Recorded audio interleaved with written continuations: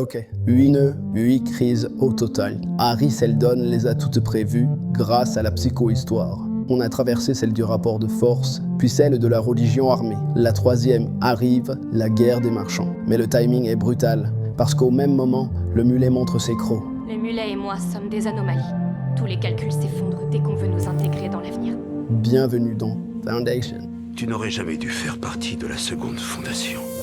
Tu aurais dû mourir il y a des siècles, et pourtant tu es là. Ça ne peut pas être une simple coïncidence. Sur Ignis, Hari et Gale entrent en cryo pour affronter le mulet dans 152 ans. Chaque année, ils se réveillent pour former les mentalistes. Psychohistoire avec Hari, maîtrise des dons avec Gale. Un siècle s'écoule, la Fondation s'impose sur d'anciens mondes impériaux. Et l'Empire recule, mais la trajectoire dévie toujours de son plan. Et les mentalistes ne sont pas prêts à combattre le mulet.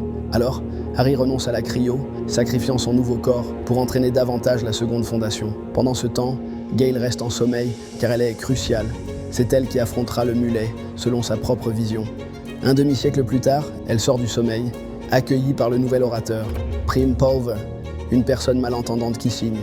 Hari vieillit, revoit Gale une dernière fois. Pourquoi ils ne m'ont pas réveillé avant? Le radiant en main, il adopte une gestuelle nouvelle, comme un code secret, et lui offre tout son savoir sur les 8 crises.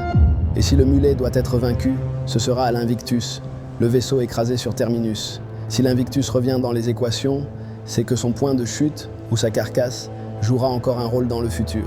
Après ces révélations, Hari prépare en secret son départ avec Calais. Son heure est venue. Calais ouvre une faille de lumière mystérieuse et l'entraîne ailleurs. Où? Officiellement, on ne sait pas, mais le final le suggère. L'autre côté pourrait être la lune de la Terre. Calais y apparaît, dans une base où des robots survivants se cachent. Qu'elle soit androïde ou alliée des robots, Calais est surtout l'auteur de The Ninth Proof of Folding. Son livre a permis d'engendrer la psychohistoire, devenue dès lors bannie, mais pas pour l'Empire. Cette œuvre a été bannie. Oui. Nous la trouverons dans la partie livre rare. L'Empire n'est plus le centre de la galaxie, et chacun se pose la même question. Serais-je le dernier? Le rêve de Cléon Ier mourra-t-il avec moi? Ou serais-je celui qui parviendra à le sauver? À l'aube de son sacre, Aurore veut prouver sa valeur. Dans 4 mois, le Radiant a prédit la fin de tout. L'Empire, la Fondation, l'humanité tout entière. Il s'intéresse alors à la psychohistoire et aux manuscrits de Calais, qu'il consulte dans la bibliothèque impériale. Un point de convergence repéré par Gale, qu'il aborde clandestinement. Pour Aurore, elle incarne ce qu'il cherche, une connexion directe avec la psychohistoire. Et Gale, elle, le rallie peu à peu à une cause commune. Le mulet. Depuis le départ de Seldon, elle s'est émancipée. Femme, séductrice, elle manipule le jeune Cléon. Tandis qu'à Ignis, elle tisse une vraie relation intime avec Preach. Preacher, je suis votre capitaine du renseignement, j'ai conçu les mesures de sécurité. Ham Preacher, c'est un agent double. Officiellement, il sert la première fondation, relogée sur Neo Terminus. Capitaine des renseignements, il collecte des informations et surveille les menaces. Mais en secret, il œuvre pour la seconde. Né à Ignis, mentaliste fidèle à Gale, il fait partie d'un réseau clandestin chargé de garder le plan Seldon sur ses rails. Sa mission? Convaincre le maire Inber que le mulet est le vrai danger. Les marchands sont une distraction. Je veux enquêter sur le pirate qui fait des vagues sur Calgan. Si nous laissons Calgan au mulet, nous nous fourvoyons sur le même catastrophique chemin. Mais cette fois, le sang sera sur votre conscience. Depuis que l'Empire a perdu les Spatiens, ces vaisseaux dépendent désormais des portails de Sceaux pour voyager, des routes commerciales stratégiques. Contrôler ces passages, c'est contrôler les planètes périphériques clés, puis la galaxie. Grâce au portail du Cheval d'Or, Calgan occupe une position unique. Calgan est une planète d'exil, un petit paradis indépendant. Ni l'Empire, ni la Fondation ne la contrôlent. Celui qui s'en empare tient la galaxie entre ses mains. Et ça, le mulet le sait. Le mulet était autrefois un gamin inoffensif. Il est né sur Rossem, une planète agricole sous le joug de la première Fondation, où l'enfant unique était imposé. À force de vouloir doubler l'Empire, la Fondation était devenue pire encore. Lorsque nous reviendrons, vous n'aurez plus qu'un enfant. Quand son père a choisi de noyer l'aîné pour sauver le nourrisson, les pouvoirs du mulet se sont éveillés. Il a forcé ses parents à rester sous l'eau, en les aimant. Puis il a confié le bébé au voisin et s'est enfui. Un monstre est né, un mentaliste capable de manipuler les émotions à grande échelle. Vous avez un secret. Il y a des incohérences dans son passé. Grâce à sa puissance, le mulet soumet les dirigeants de Calgan et prend le contrôle de l'État. Cruel, il prend en otage l'esprit de Scarlett, la fille de l'archiduc, et la force à l'aimer. Puis il célèbre sa victoire par une fête gigantesque, vitrine de son pouvoir. L'occasion parfaite pour Preach de s'en approcher. Son objectif? Sonder le mulet et découvrir ses motivations. Deux mentalistes en collision, l'ennemi prend l'avantage. Submergé par sa puissance, Preach se replie à Ignis pour faire rapport. Là, il partage son expérience mentale. Le mulet a percé l'esprit de Preach et découvert l'existence de Gale. Leur relation pourrait être la faiblesse de la seconde fondation. Preach veut s'engager, Gale préfère garder de la distance. Le mulet a appris mon nom par toi parce que tu t'accroches trop à ce qu'il y a entre nous et aujourd'hui, tu voudrais qu'on s'y accroche encore plus fort. Oui, quitte à être éveillé, vis à fond. Elle a peur, obsédée par ses visions du mulet et du blackout qui s'ensuit. Gale contacte ensuite son toutou impérial pour tordre le Conseil galactique, une assemblée aussi vieille que l'Empire. Chaque conseiller siège pour un secteur de la galaxie. Quand l'empereur est fort, le Conseil obéit. Quand il est faible, il gouverne à sa place. Sous la conduite du président Kin, ils mettent au vote les grandes mesures, comme le soutien aux marchands. Aujourd'hui, le blocus autour de Kalgan est l'enjeu pour contenir le mulet. En mission, Aurore fait chanter Terisk pour forcer le vote du blocus. Devant l'Assemblée, le Cléon se montre sûr de lui. Le Conseil se plie et l'armada impériale encercle Kalgan. Mais le mulet s'est déjà échappé par le Cheval d'Or. Ce passage abrite aussi des armes impériales. Le mulet utilise alors une ogive au cobalt contre Kalgan. Il rase la planète, la rendant radioactive pendant des siècles. Et le Cheval d'Or est réduit en poussière. Ô Empire, nous représentons 5000 milliards d'âmes. Le chaos pousse le Conseil à envisager l'impensable. Le président Kin, le Dominion et les Luministes veulent offrir 30 ors au mulet pour tempérer sa folie conquérante. Capituler, plutôt que risquer l'apocalypse. Gale espère que l'Empire cède et sert d'appât. Elle avoue, c'était son plan, pour renverser le rapport de force en faveur des fondations. Une fois fortifiées, elles pourront anéantir le mulet. Et quand Aurore découvre qu'il a été manipulé, ses illusions s'effondrent. Face à ses prédécesseurs, Aurore a gagné en assurance, mais ses projets tournent toujours à la tragédie. Soudain, Tyrisk surgit pour se venger. Sa famille a péri avec Kalgan. Il tire sur Aurore. Le coup fait sauter le sas. La décompression les aspire dans l'espace. Ainsi s'achève la relation entre Gale et Aurore, dans le sang et la trahison. Aurore! Mais Aurore survit. Il est repêché par le mulet qui en fait son prisonnier. Le tyran sonde son esprit pour trouver la seconde fondation, mais Aurore ne sait rien. Paralysé, il ne peut s'échapper. Ses jambes ont pris le double combo, barbecue plus congélateur. Une blessure irréversible. Et pendant qu'il souffre, dehors, il est déclaré mort. Gaal Dornick, il s'est passé plus de 300 ans. Vous avez l'air en forme. Quand la mère cléonique force l'abordage, elle réclame des comptes à Gale, l'accuse de la mort d'Aurore. Derrière sa fureur transparaît une douleur inattendue, presque humaine. Une faille qui annonce une série de révélations. L'ascenseur orbital détruit par une bombe, c'était elle. Elle a fourni les armes, utilisé 2 mains venues d'Anacréon et de Thespis. Un attentat maquillé en révolte, orchestré pour effrayer les Cléons. Le but, sauver Seldon de l'exécution et forcer l'Empire à valider la naissance de la Fondation. Quant au Radiant, il n'est pas seulement l'œuvre de Seldon. Demerzel l'a nourri de ses siècles de souvenirs. Traduction, elle a contribué à fonder la psychohistoire, un futur dans lequel la Fondation doit prospérer pour sauver l'Empire de l'ère des ténèbres. Quand Seldon lui confie le Radiant, il lui donne cette vérité. Et elle ne peut pas l'utiliser sans se déchirer elle-même. Ça crée un paradoxe. Ni traître, ni complice de Seldon. Tout ce que Dame Demerzel essaye de faire, c'est sauver la dynastie cléonique, corps et âme. J'aime les Cléons, plus que tout. Tout en validant le plan Seldon. Mais ce plan, c'est Gale désormais. Si Demerzel veut respecter l'œuvre qu'elle a validée, elle doit la laisser vivre. Dans 4 mois, il va me retrouver et il va vouloir arracher de mon esprit l'emplacement de la seconde fondation. Montrez-moi. Demerzel exige ensuite de se connecter aux visions de Gale. Elle découvre l'affrontement avec le mulet, mais impossible d'aller plus loin. Tout s'éteint d'un coup, comme si l'humanité entière disparaissait. Demerzel décrypte que Gale finira au bord d'un trou noir, un endroit où la gravité est tellement forte que rien ne peut en sortir, pas même la lumière. Pragmatique, Demerzel prétend que ses visions ne sont qu'un futur potentiel, pas une vérité. Qu'est-ce qui se passe? Sur le départ, elle intercepte une transmission.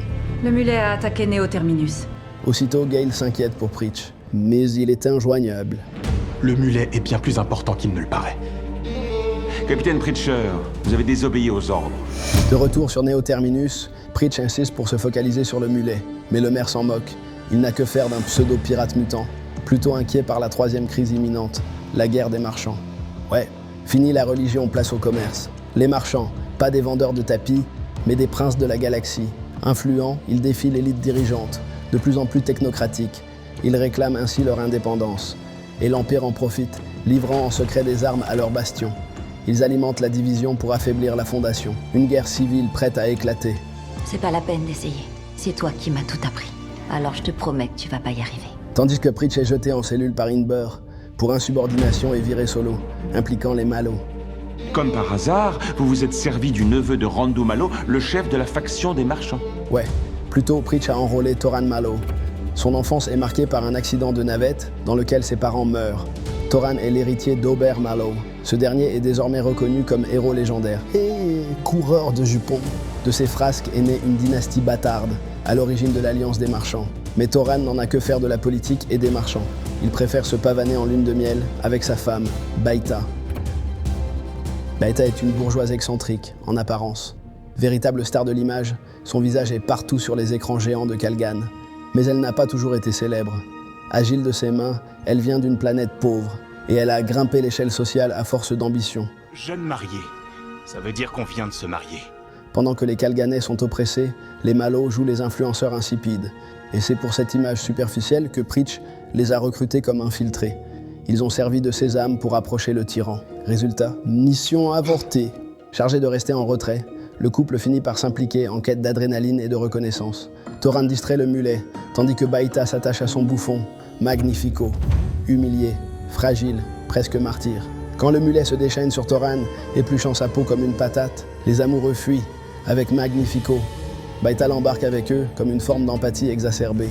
Vaisseau endommagé, les Malo se replient forcés chez l'oncle Rendu, le leader des marchands. Avec Magnifico en poche, Baita mise sur son visi-sonore, un instrument capable d'influencer les émotions. Elle convainc Rendu que sa musique, c'est une arme que la Fondation pourrait acheter et exploiter. Là, ça fait bling-bling dans les yeux de Rendu. Alors, cap sur Neo Terminus. Salut Randu.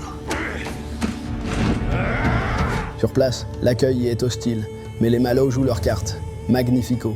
Et son récital aligne Inber et les marchands. Les conflits internes s'envolent et la troisième crise se referme en un claquement de notes. Juste après, le mulet frappe Neo Terminus et tout vole en éclats. Les vaisseaux s'allument entre eux, la foule s'étripe sous emprise. L'ennemi contrôle les esprits d'Inber, de la gardienne et bien d'autres. Pendant le chaos, Toran porte Baita inconsciente vers le vaisseau. Rendu surgit, lui aussi lobotomisé par le mulet. Des soldats débarquent et arrachent Baita, tandis que Toran s'évade en nacelle. Sur le décollage, un rivet part comme une balle et transperce Rendu. Goodbye le marchand. Comme offrande à sa loyauté, Inber propose au mulet de lui livrer Preach. Ouais, Inber suspecte l'espion d'une allégeance cachée. Pour qui travaillez-vous en réalité? Je travaille et je n'ai jamais travaillé que pour le plan Seldon. Joliment vague tout ça. Grâce à une illusion, Preach s'évade. Sans nouvelles de lui, Gale craint qu'Ignis soit trahi.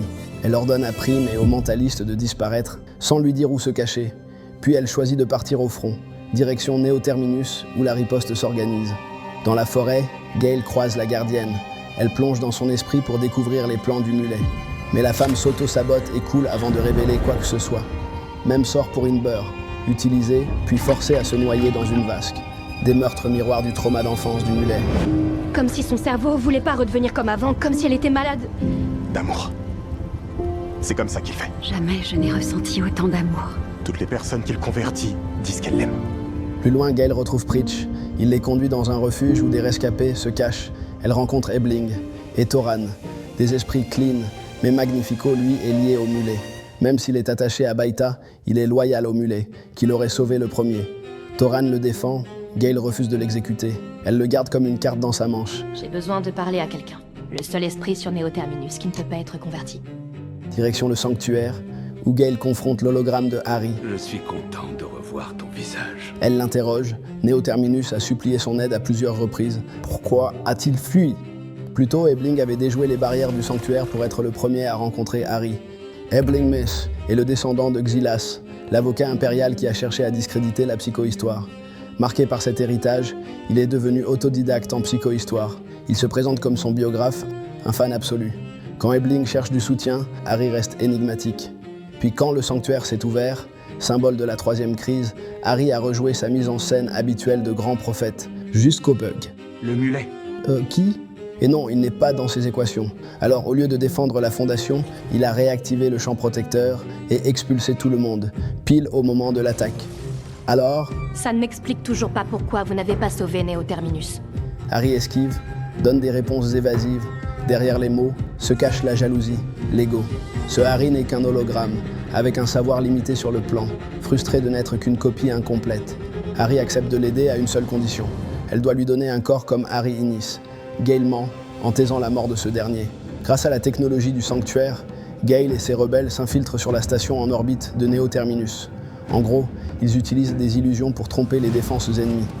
Le mulet les voit arriver et ordonne à Scarlett de se préparer. Alors, si elle est restée en vie jusqu'ici, elle aura peut-être un rôle à jouer dans le futur. Pour l'heure, vient la confrontation finale. Gale a construit dans son esprit une forteresse mentale pour piéger le mulet. Quand il mord à l'hameçon, elle l'entraîne dedans et l'égorge. Son corps s'effondre dans le bureau d'Inber. Mais l'influence reste, pesante. Gale le sent. Ouais, tout ça n'était qu'un leurre. Depuis le début, le vrai mulet, c'est Beta. Je suis le mulet.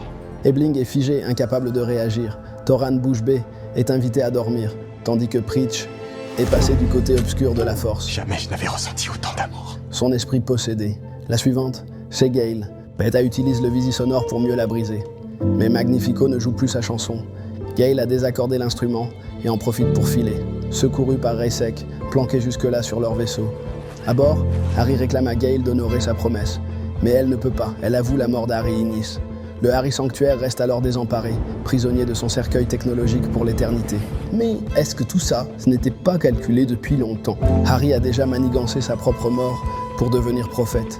Sa résurrection à Una a donc nourri la jalousie de l'autre Harry, lui donnant en but soutenir Gale. Souviens-toi, Harry Innis a demandé à Calais. Salvor disait, elle a dit qu'une personne voulait que j'ai quelque chose à perdre. Pourquoi? Parce que c'est impossible.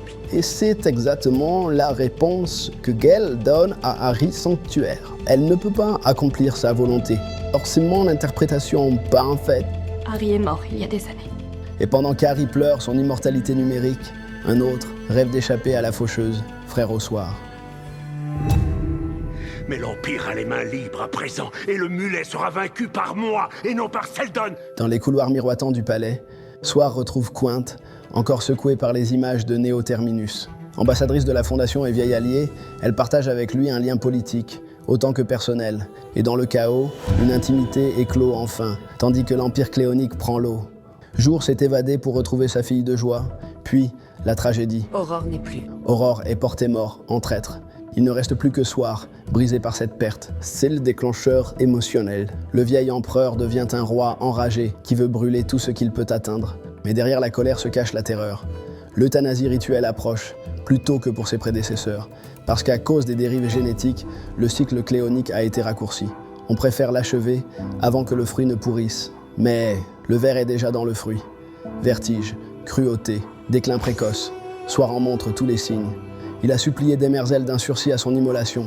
Elle a refusé, alors Soir n'a plus rien à perdre. Son compte à rebours le transforme déjà en frère des ténèbres. Où est Jour? Où est Aurore? Trône vacant, Demerzel s'apprête à lancer de nouveaux Cléons, sauf que Soir l'arrête. Pas de temps pour former de nouveaux empereurs, l'heure est à la guerre. Son arme secrète, la Novacula. À l'origine, un cadeau pour l'ascension d'Aurore, une arme préparée de longue date. Désormais, il veut l'utiliser pour asseoir son pouvoir. Comme une punition pour ceux qui ont voulu céder Trantor à l'ennemi, comme un avertissement au mulet, s'il osait s'emparer de l'Empire. Où est l'Empire? Pour l'instant, c'est moi l'Empire. Quand les 3 délégués reviennent pour faire pression, Soir ne négocie plus. Il implose leur monde, un par un. La station Clarion, le Dominion des nuages et la Lune Vierge. 3 planètes réduites en poussière. Moi, je te qualifierais plutôt de petit homme mesquin, qui hurle de peur et se pisse dessus comme un enfant. En face, Quint. Pacifiste, elle se dresse contre sa folie, lui rationalise son massacre comme nécessité politique. Mais après un tel génocide, parler de paix dans son dernier souffle, c'est un euphémisme. Je suis en paix, Quent. Quent. Je ne comprends rien, Si mais... Seldon était là, il vous dirait que c'est le meilleur chemin vers l'avenir. Faites-moi confiance. Pendant l'apocalypse finale, Quint accomplit sa dernière mission, rapporter le manuscrit de Calais à la bibliothèque impériale. Là, la bibliothécaire complice la guide à travers les rayonnages. Et c'est ainsi que Quint est introduite à Prime, présent sous forme de projection. Tandis que l'Empire s'écroule, Quint incarne l'autre héritage, transmettre le savoir, sauvegarder le plan et préparer l'éveil de la seconde fondation. En parallèle, Frère au Jour poursuit sa propre quête. À la recherche de sa bien-aimée, il tombe sur l'héritage, un culte secret qui vénère les robots. Jour défie leur prophète hystérique et s'empare de la tête d'Airain, une relique qui cherche à se reconnecter à ses semblables. En la rapportant à Demerzel, il pourra la libérer. Jour en est convaincu, mais à son retour, Demerzel refuse. Activer le crâne est contre sa mission. Ouais, son émancipation compromettrait sa priorité. Protéger l'Empire avant tout. Un dilemme impossible. Alors, Jour tente de contourner finement son programme, mais il est interrompu par Soir qui pète une durite. Dans la continuité de sa folie conquérante, Soir n'a plus de frein. Il bascule dans une tyrannie totale, où il veut être le dernier Cléon debout. Il échappe à son immolation et se réfugie dans la salle des exposants, l'antre des clones de remplacement. Et là, il les détruit tous. Un carnage. Puis il s'empare de son successeur, le Cléon 26, unique survivant, et le place sur le socle d'immolation, à sa place. Son but, forcer Demerzel à le sauver, l'Empire avant sa propre vie. Elle se sacrifie, mais hélas pour rien, elle est détruite et le nourrisson ne survit pas. Seul le radiant dissimulé dans sa poitrine reste intact. Soir s'en empare, exécute Jour et s'installe sur le trône. Sa destruction des mondes et son refus de laisser un successeur stable précipite l'Empire dans une spirale de chaos. Frère au Soir devient le déclencheur de l'ère des ténèbres, celle que Seldon avait annoncée depuis le début. Rendez-vous en saison 4 pour la découvrir. Dans 2 ans. Alors, j'ai volontairement éludé l'arc de Demerzel et de Jour. Déjà parce que je voulais rester focus sur la 3e crise et le Muli. Mais surtout parce qu'une vidéo entière sur l'histoire des robots arrive très bientôt. Alors abonne-toi pour ne pas la rater. Je compte sur toi. Booste cette vidéo, like et commente. Ça me soutient et c'est gratuit. Merci à tous. Je te chope sur la prochaine. Bye.